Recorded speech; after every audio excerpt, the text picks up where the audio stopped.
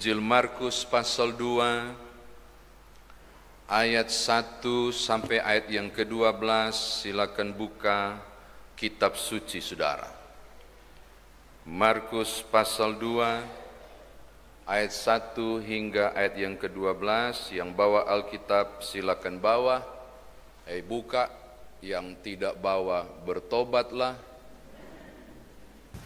Yang berbunyi demikian. Kemudian sesudah lewat beberapa hari, waktu Yesus datang lagi ke Kapernaum, tersiarlah kabar bahwa ia ada di rumah. Maka datanglah orang-orang berkerumun sehingga tidak ada lagi tempat, bahkan di muka pintu pun tidak. Sementara ia memberitakan firman kepada mereka, ada orang-orang datang membawa kepadanya seorang lumpuh, digotong oleh 4 orang. Tetapi mereka tidak dapat membawanya kepadanya karena orang banyak itu. Lalu mereka membuka atap yang di atasnya. Sesudah terbuka mereka menurunkan tilam, tempat orang lumpuh itu berbaring.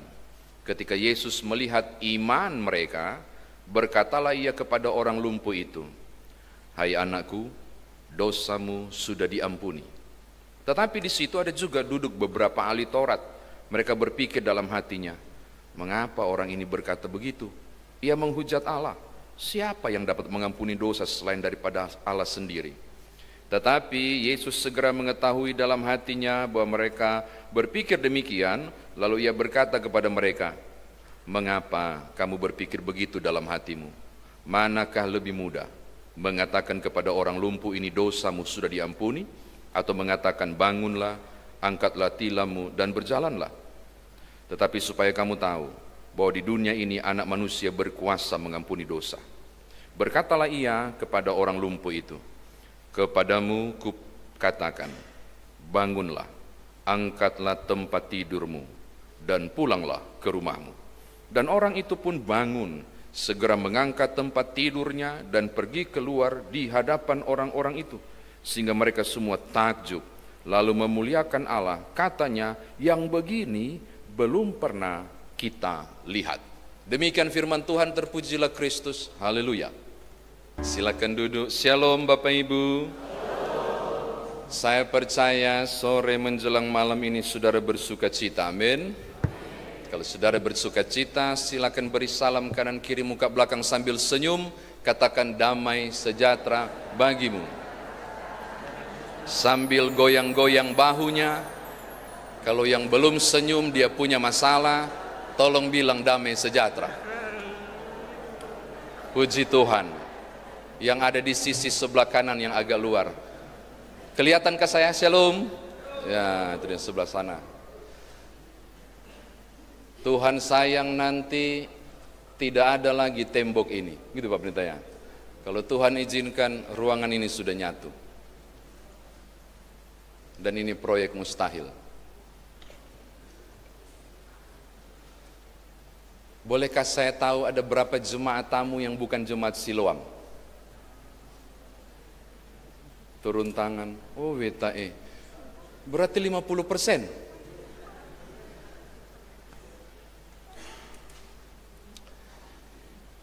Bapak Ibu tahu arti Siloam? Bukan rumah sakit Siloam. Siloam ini ya.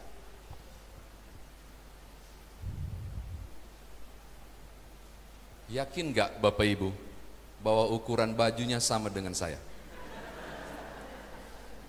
Hari ini, sore ini saya tidak bawa jas. Saya bawa toga. Jadi kalau saya pakai begini, aku mau buka kartu itu bukan punyaku. Saya pinjam ke vikaris biar dia cepat jadi pendeta, atau saya yang jadi vikaris karena saya pakai punya dia. Saya bilang, Siloam itu dimulai dari Hizkia, 700 tahun sebelum Tuhan Yesus, waktu Asyur lagi semangat menghancurkan utara dan selatan. Asyur itu sangat hebat, luar biasa. Dia mau menghancurkan utara selatan. Hizkia lagi jatuh sakit. Lalu kemudian Tuhan bilang begini ke Nabi Yesaya, pergi ke raja umatku, kasih tahu dia, pamitlah kepada keluargamu, engkau pasti mati, tidak sembuh lagi. Siloam lahir dari ultimatum dokter di atas segala dokter, bahwa Hizkia tidak akan sembuh. Tadi Pak Dokter yang nyanyi. Kalau yang saya mau kasih tahu, yang vonis Hizkia bukan dokter, tapi dokter di atas segala dokter. Waduh Bapak Ibu, dia maere. Kalau saudara baca, mbak ojo-ojo dia. Nangis, siapa yang siap menerima kematian secara tiba-tiba. Lalu kemudian, peng, Tuhan ngomong lagi ke Yesaya sebelum keluar. Tuhan bilang begini, masuk lagi. Telah ku dengar doa hambaku ini, kau masuk, kau sampaikan, tidak jadi mati. Saya lagi berhayal, Yesaya ngomong apa? Waktu Hizkia lagi tak ojo-ojo di situ. Bapak Ibu, kalau orang Israel itu mau berkabung, dorang robek, dorang punya jubah, tak ojo di situ, mandi debu. Kemungkinan Hizkia sedang begitu. Lalu tiba-tiba saya ketok, Tuanku Raja, permisi. Kayaknya kita cari dana untuk beli mic ya. Sesampai di mana tadi? Tuanku Raja, permisi. Saya nggak tahu dia mau ngomong apa. Saya ralat berita tadi, nggak jadi kotek ngana mati, saya nggak tahu. Tapi yang pasti Tuhan panjangkan dia 15 tahun. Dan saudara tahu apa yang dia buat? Waktu Asyur lagi menggempurnya, dia gali mata air Gihon. Asyur nggak tahu mata air itu di dalam tanah. Terowongan itu dalam tanah, Hizkia tunnel. Itu di dalam tanah. Dia gali dari mata air Gihon di luar sana. Dia kasih masuk ke dalam kota. Dia tampung ke kolam. Di sebuah kolam yang besar. Dia kasih nama Siloam. Yang berarti yang diutus. Tahu nggak? 700 tahun kemudian Tuhan pakai untuk menyembuhkan orang buta sejak lahir di kolam Siloam. Kalau Hizkianya ndak ada Yohanes pasal 9 tentang orang buta disembuhkan di kolam Siloam. Kalau Hizkia tidak bangun kolam Siloam, robek Yohanes 9. Siloam berarti yang diutus. Gara-gara kejadian proses penyembuhan di kolam Siloam, sekarang muncul rumah sakit Siloam. Gitu. Siloam berarti yang diutus. Hari ini penyegaran iman saya mau fokus pada Siloam yang diutus berdasarkan teks ini. Menurut tradisi Injil Markus, kalau baca beberapa hal tentang Injil Markus, kalau mau cari bukti belilah buku tafsiran tentang Markus, saudara akan menemukan ciri khas yang ditampilkan oleh penginjil Markus tentang Yesus adalah kalau Yesus lagi ngajar, kalau Tuhan Yesus lagi ngajar, dia tidak akan buat penyembuhan atau mujizat. Kalau ngajar is ngajar, itu ciri khas Injil Markus. Beda dengan Injil yang lain. Tapi hari ini kita disuguhkan pada Markus pasal 2 ketika Yesus ada di Kapernaum, dan memang kota ini sangat diberkati luar biasa karena Kapernaum itu terkenal dengan banyak mujizat yang Tuhan buat. Salah satunya menyembuhkan ibu mertua Petrus, tak? Pernah baca? Ya, Kapernaum. Menariknya adalah ketika sedang asik mengajar dan orang lumpuh itu disembuhkan, diturunkan, Yesus mau ladeni dan membuat penyembuhan. Saya penasaran Bapak Ibu, kenapa bisa terjadi? Nah, saya mau berbagi kepada saudara kurang lebih 30 menit untuk merenungkan ini. Jadi kalau lewat itu tolong batuk 3 kali, saya amin. Saya pulang, saya kembalikan jasnya Vikaris. Tolong bayangkan, ini kisah bukan sembarang. Kisah ini sangat besar dan tidak mudah hingga membuat proses orang lumpuh itu disembuhkan. Yang pertama, orang Israel punya rumah itu 2 lantai. Lantai 2 itu dipakai untuk menjemur gandum atau hasil bumi. Aksesnya ada 2. Akses untuk masuk adalah lewat tangga dari luar. Jadi nggak ada tangga dalam. Kalau ini gedung DP luar, naik tangga baru naik ke atas. Itu akses masuk untuk menaruh barang-barang. akses untuk menurunkan panen yang dijemur adalah membuka penutup atap baru diulurkan. Oke, mudah-mudahan saudara tangkap nih. Bayangkan rumah ini, rumah itu 2 lantai, ada tangga dari luar untuk orang naik menjemur. Hasil jemuran diturunkan nggak lewat tangga, tapi dia buka itu atap, berarti ada semacam pintu dari atas, dibuka, baru diulurkan hasil-hasil panen turun ke bawah. Oke, sekarang rumah seperti itu tolong bayangkan. Lalu Alkitab bilang banyak orang, Tuhan Yesus lagi di dalam dan lagi mengajar, lalu menariknya untuk masuk sekalipun dari pintu nggak bisa, dari jendela pun nggak bisa. Sekarang tolong alihkan pandangan saudara pada seorang lumpuh yang digotong dibawa oleh 4 orang. Barangkali Bapak berpikir ini perkara gampang. Saya mau kasih tahu saudara, ini perjuangan yang tidak mudah. Mau kasih masuk lewat pintu tidak bisa, jendela pun sudah penuh. Maka satu-satunya cara adalah mengupayakannya dengan cara yang aneh, menurunkan dia seperti hasil panen yang selesai dijemur. Diturunkan seperti hasil panen yang sudah dijemur dari atas. Perhatikan kalimat saya, dari atas. Bicara dari atas berarti mesti naik, betul? Maka mereka harus naik pakai tangga. Tunggu dulu, dia pakai bahasa aslinya.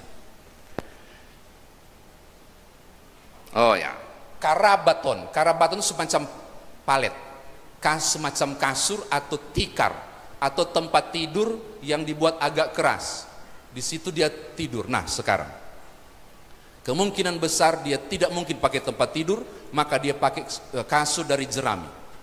Tolong bayangkan bagaimana caranya orang lumpuh di atas tikar atau kasur dari jerami yang lembek itu dinaikkan menggunakan tangga dari sisi luar. Saudara harus bayangkan bagaimana caranya dong kasih naik. Awas ke kiri, terlalu tinggi kan langsung mutar wujud orang cepat-cepat, akan rame dan akan ribut di luar sana. Yang paling saya khawatirkan andai kata itu difilmkan, saya tidak tahu nasib si lumpuh kayak apa. Betul, tak goyang gue, dia mau pegang bagaimana itu, nggak ada tempat pegang tuh. Kalau dia jatuh, lumpuh plus. Itu terjadi keributan yang amat sangat. Ketika mulai kasih naik, kalau dia sangat curam begini berarti orang yang 2 orang di bawah harus angkat lebih tinggi supaya datar. Dan itu pasti tantangannya sangat besar. Itu basuar-suar jaha Bapak Ibu, sama dengan Bapak Ibu sekarang yang mulai basuar gara-gara ini AC kurang dingin. Nanti sebentar ada hubungannya, kalau aku ngomong ini pasti ada hubungannya. Sebentar ada basuar dari tadi sebab kipas ini. Di belakang saya ada Ibu Pendeta juga bawa kipas, panasan. Sama. Saya sampai di mana tadi? Naik. Persoalannya saudara, setelah sampai di atas, mau kasih turun kayak apa? Jangan-jangan dorang gak bawa tali. Maka kemungkinan besar satu ngomong, lu pulang dulu, ambil tali. Kita nggak tahu, karena target mereka kan masuk itu kok, nggak ada ide masuk dari atas. Cuma karena terkunci semua harus masuk dari atas. Sekarang kasih turun bagaimana? Pasti harus ada tali. Talinya dari mana? Itu juga persoalan. Mungkin dicari dulu, saya tidak tahu. Tapi yang saya sedang bayangkan adalah ketika dorang bikin 4 sudut diikat itu, lalu kemudian mereka mulai turunkan. Mohon maaf, tidak bermaksud mengorek duka saudara. Pernah ikut ibadah pemakaman jenazah di liang kubur? Seberapa ribut dorang kasih turun pakai tali. So sampai di bawah sekalipun, tolong kasih lurus dulu, dilurusin dulu. Keseimbangan salah, habis itu peti. Sekarang, ini orang hidup yang dikasih turun lewat tikar di 4 sudut. Saya lagi membayangkan, ngana yang lucur ke kiri ya, tak lalu kasih longgar, naik sedikit, mulai rame. Awas jangan sampai tatoki Yesus pe kepala so dekat, naik sedikit, pasti ramai. Saya membayangkan hiruk pikuk yang di atas itu. Saudara jangan cuma baca teks ini biasa, ini teks luar biasa, sesuatu yang sangat jempolan menurut saya. Ketika ada orang, 4 orang yang rela repot untuk si lumpuh ini. Dan ketika sudah sampai di bawah, ini yang bikin saya kaget. Reaksi Yesus, itu yang saya bilang ciri khas Markus. Mestinya dia tinggalkan tempat itu. Trosol ngana. Tahu trosol? Baganggu.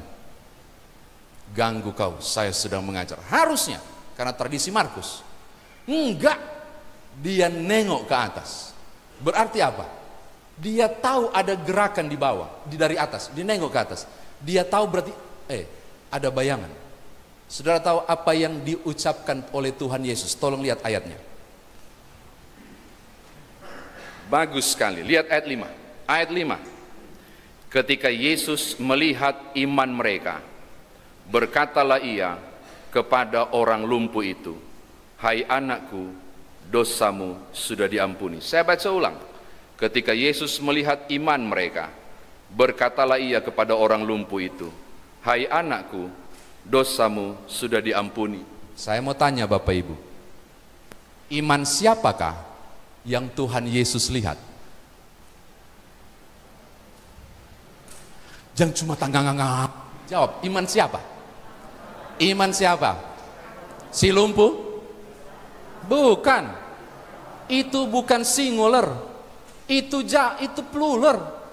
Itu jamak, bukan tunggal. Iman mereka.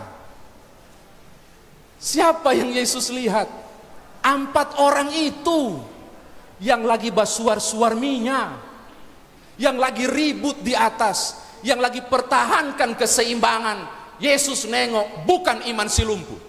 Now, yang Yesus lihat adalah kebersamaan 4 orang itu.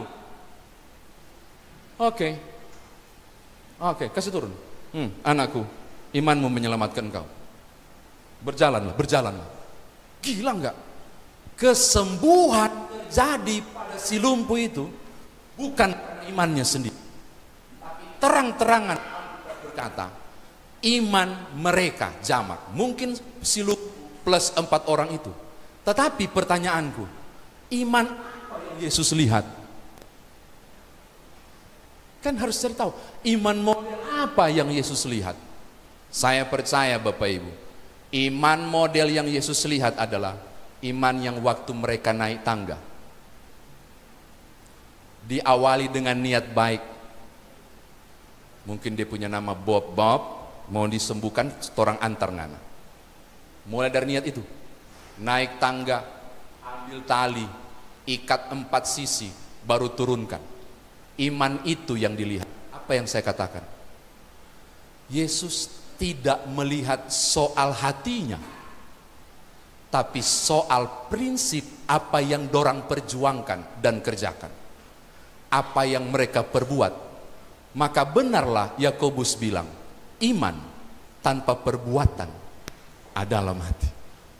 Yang Yesus lihat itu iman adalah perbuatan iman mereka, kesediaan mereka berlelah, kesediaan mereka untuk berkeringat menolong itu. Saya mau bilang kepada saudara, ternyata di dalam kebersamaan 4 orang itu, buahnya adalah mujizat. Saya ulangi, dalam kebersamaan 4 orang yang rela berlelah, ending akhirnya adalah mujizat. Kalau saudara berkata mujizat itu datang dari iman, mujizat itu datang dari percaya pada Yesus Kristus, saya mau kasih koma berdasarkan Injil Markus. Mujizat bisa hadir dalam kebersamaan yang saling menopang dan saling menolong. Amin.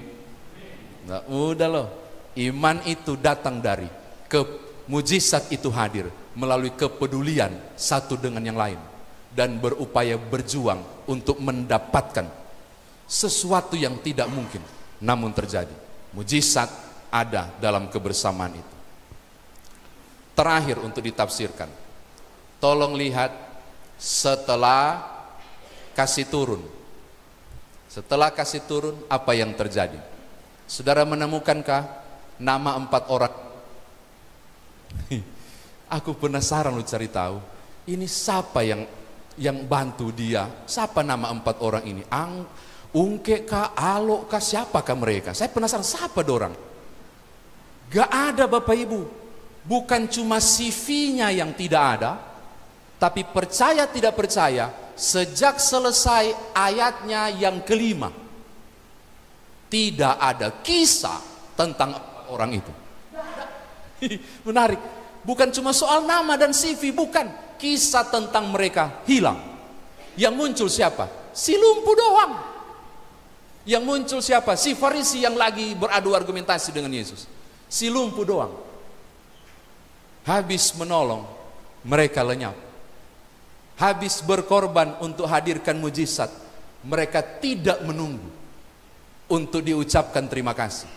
Karena prinsip mereka ternyata cuma kasih, cuma satu. Di mana ada kasih, tidak ada ucapan terima kasih. Ketika berkorban dengan sungguh penuh kasih, saya tidak menanti ucapan terima kasih. Dan mereka hilang. Silakan cari sampai habis ini Injil Markus. Saudara tidak akan menemukan 4 orang ini. Yang ada ini dia, ending terakhir di ayat 12. Apa yang terjadi ketika mujizat lumpuh itu disembuhkan? Wow, sesuatu menjadi jelas. Kenapa 4 orang hilang? Karena targetnya satu rupanya. Lewat mujizat itu orang banyak memuliakan. Saya ulangi, lewat mujizat itu orang lihat si lumpuh bahwa dia bisa berdiri dan bangun lagi. Orang tidak jabat tangan dan bilang selamat ngoni ampat berjasa, tidak. Tapi yang mereka buat adalah orang Amun bilang tikang lutut lalu angkat hati ke Tuhan, glory bagi Tuhan. Perbuatan kesembuhan itu, orang itu bisa berdiri, Allah yang dimuliakan. Orang 4 itu tidak disebut. Apa yang saya mau katakan? Mujizat sehebat apa, endingnya jelas. Itu harus terjadi untuk hormat dan kemuliaan nama Tuhan. Amin. Karena tidak acap kali, beberapa kesempatan kadang orang mulai dalam tanda kutip mencuri kemuliaan Allah. Disebut-sebut, oh enggak Bapak Ibu, Tuhan harus ditinggikan. Saya kira demikian firman Tuhan ditafsirkan bagi kita. Sekarang bagaimana kita bawa dalam kehidupan iman kita? Ada mujizat dalam kebersamaan, ada mujizat dalam kepedulian, ada mujizat dalam sepenanggungan, ada mujizat dalam saling tolong menolong. Dengarkan, bagian ini mestinya menjadi kekuatan orang percaya, karena kekristenan dibangun dalam kebersamaan.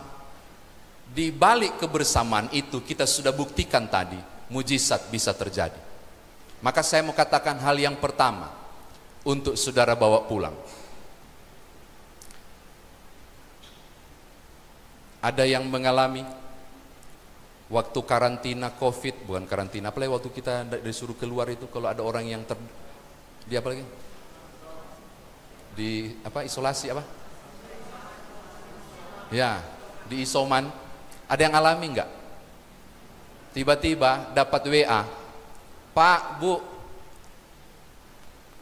di pagar taso gantung tuh nasi kuning nek. Pernah alami enggak? Saya sekeluarga pernah alami. Saudara berpikir itu sepele? Kami sebut itu mujizat. Saat kami bisa keluar untuk belanja dan makan, karena istri saya kena,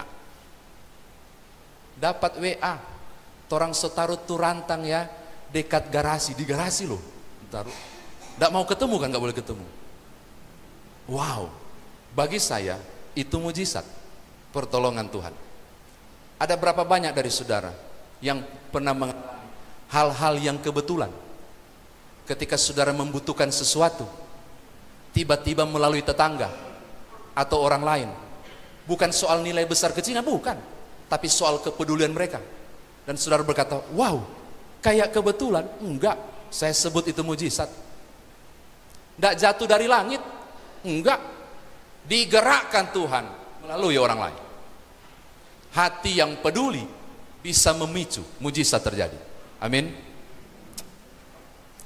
Mar kalau orang mulai keraskan hati dan tidak peduli, itu nggak bisa terjadi. Tidak mungkin.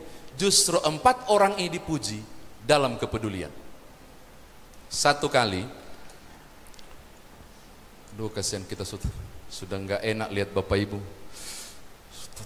Sudah panas sekali ya. Saya sudah lihat bukan Bapak Ibu suar kasihan.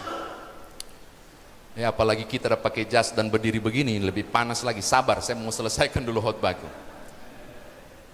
Satu kali peresmian gedung serbaguna di sebuah gereja, bukan GPIB, bukan, karena kalau bikin GPIB bahaya, nanti di YouTube nggak enak saya.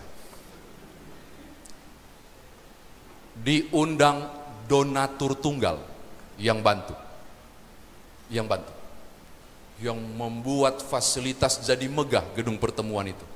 Sampai kalau ada orang meninggal bisa di situ, orang mau menikah bisa di serbaguna. Namanya juga ruang serbaguna. Itu enaknya ruang serbaguna.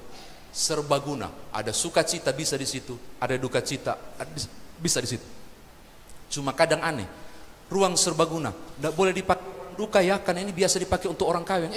Di serbaguna semua boleh pakai. Tolong ditanamkan kalau ada saudara punya gedung serbaguna, berarti dalam duka, dalam suka bisa dipakai. Nggak boleh campur. Kalau sebaiknya orang kawin maka orang duka nggak boleh pakai. Ruang serbaguna, kecuali bilang ruang perkawinan. Itu dibangun, megah sekali. Kebenaran dia seorang pastor dan dia undang dermawan yang luar biasa itu. Waktu sudah ramatama, yang donatur itu bisik begini, pastor, oh iya pak, bagaimana? Saya selalu, sambil bergetar suaranya, saya selalu kayak ditusuk di dalam begini, ada yang bolong. Kenapa? Ya setiap kali saya lihat ada pastor, ada pendeta yang melayani, setiap kali saya lihat seorang pastor atau pendeta berdoa dan berkhotbah, saya kayak tusuk di sini. Loh, kenapa? Saya mengalami penyesalan. Kata sang donatur tuh, loh penyesalan gimana pak? Dulu saya juga bercita-cita full time melayani Tuhan, full time melayani Tuhan. Tapi di tengah jalan, aduh terlalu ketat aturan rohaninya. Saya berpikir ada cara lain.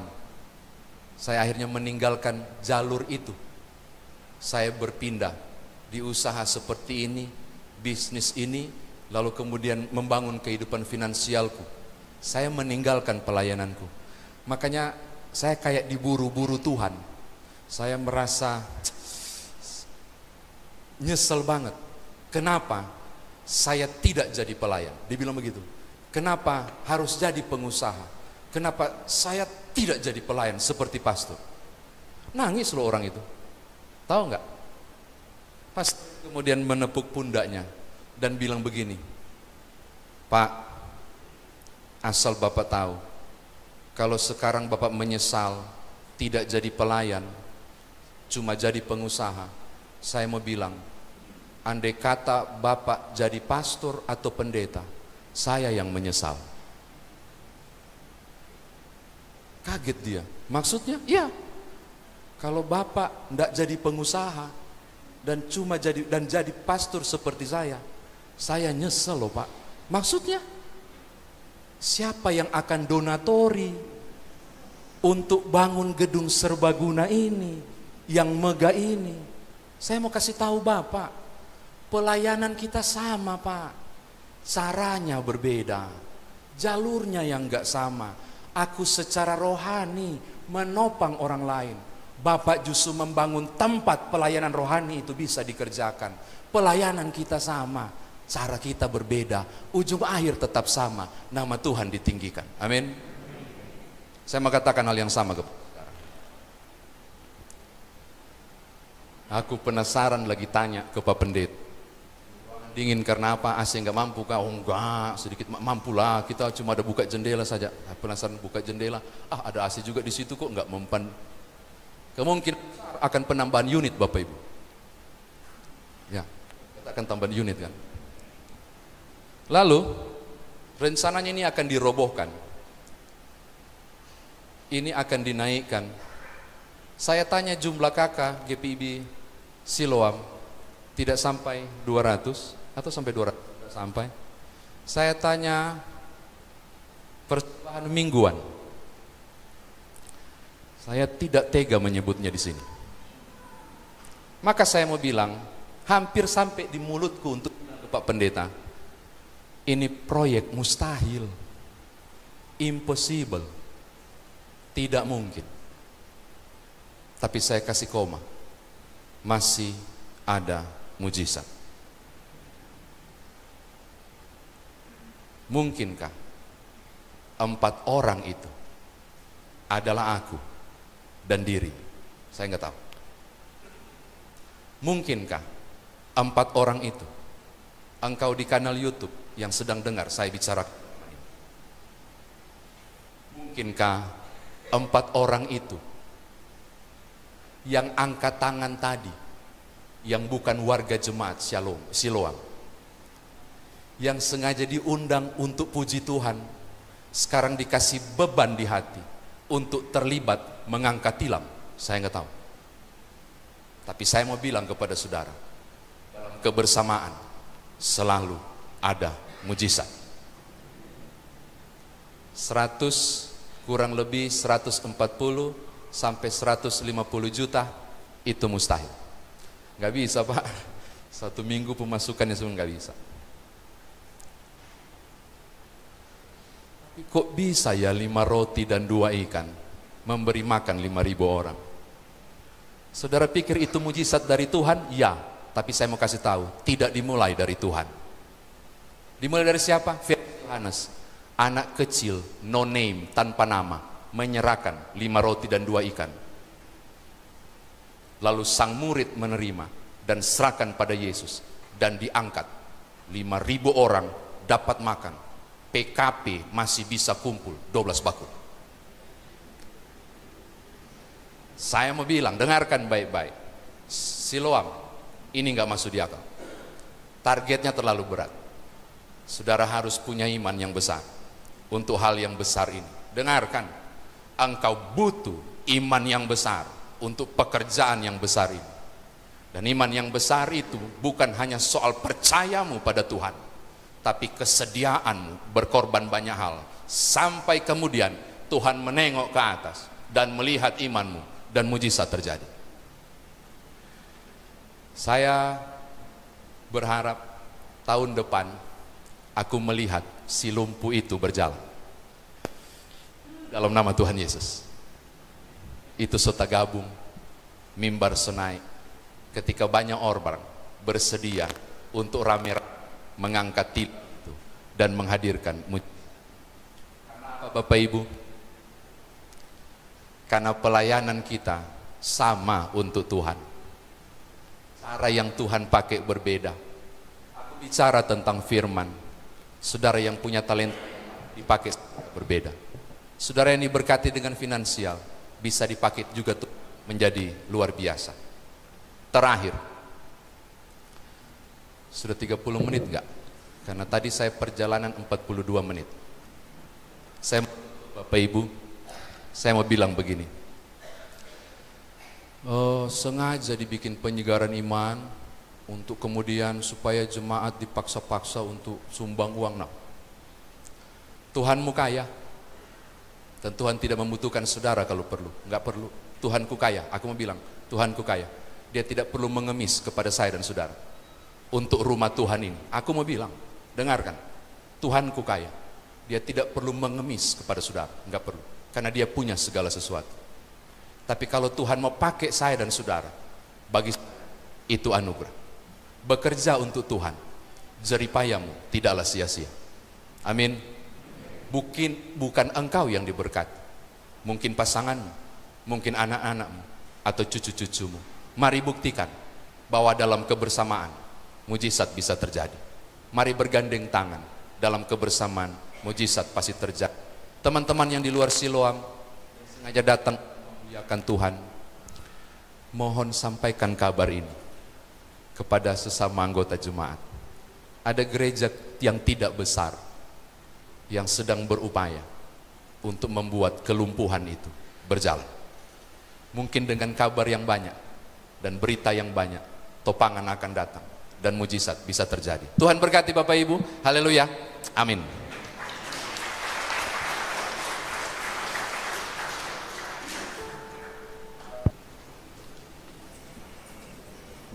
Bapak Ibu, ini bukan mau khotbah. Tolong buka Matius 18 ayat 19. Enggak ada hubungan dengan persembahan, enggak ada. Matius 18 ayat 19. Saya suka kalau perkara-perkara mustahil ini membagi ayat. Matius 18 ayat 19 sudah dapat, kita membaca sama-sama. Matius 18 ayat 19 sudah. Matius 18 ayat 19, 2, 3. Dan lagi aku berkata kepadamu, jika dua orang daripadamu di dunia ini sepakat meminta apapun juga, permintaan mereka itu akan dikabulkan oleh Bapakku yang di sorga. Berapa banyak orang yang kenal ayat ini? Menarik loh. Dua orang sepakat, mujizat terjadi. Saya tidak mau bilang isi Jo tulis berapa, nah itu wilayah Bapak Ibu, harus diskusi secara finansial. Tapi aku ingin satu hal dulu malam ini. Bolehkah engkau janji iman, yaitu membawa rencana ini dalam doa? Doa dulu Bapak Ibu, nanti duitnya datang. Doa dulu, baru doinya mengalir. Jadi tolong sepakat, tiap keluarga bikin janji, sepakat jam berapa, temu di udara, kita bawa dalam doa.